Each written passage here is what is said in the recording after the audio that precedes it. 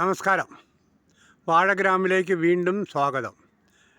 ഇത് നമ്മുടെ തൃച്ചിയിലുള്ള നാഷണൽ വാഴ ഗവേഷണ കേന്ദ്രം, അതായത് NRCB ട്രിച്ചി പുറത്തിറക്കിയ ഒരു ആഫ്രിക്കൻ വാഴ ഇനമാണ് അയാട്ടെ 75, IITA 75.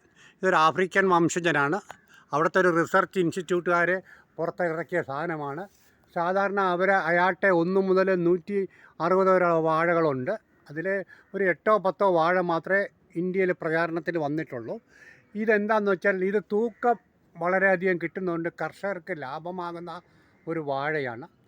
ഇതിന് ശരാശരി 25 മുതൽ 35 കിലോ വരെ തൂക്കം കിട്ടും. ഇത് ഏകദേശം 8 മുതൽ 10 മാസം വരെ എടുത്ത് കുലയ്ക്കുന്ന വാഴയാണ്. 90 ദിവസം കൊണ്ട് മൂപ്പെത്തും. പഴത്തിനും കറിക്കും ഉപയോഗിക്കാമെന്നുള്ളതാണ് ഇതിൻ്റെ പ്രത്യേകത. ഇതിന് സാധാരണ ഞാൻ യൂറിയ, പൊട്ടാഷ്, ഫാക്ടംഫോസ്, ചാണകപ്പൊടി എന്നിവ ചേർത്ത് കൊടുക്കാറുണ്ട്.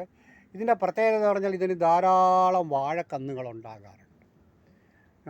നമുക്ക് മറ്റൊരു വാഴ വിശേഷവുമായിട്ട് വീണ്ടും കാണാം. അതുവരെ നന്ദി, നമസ്കാരം.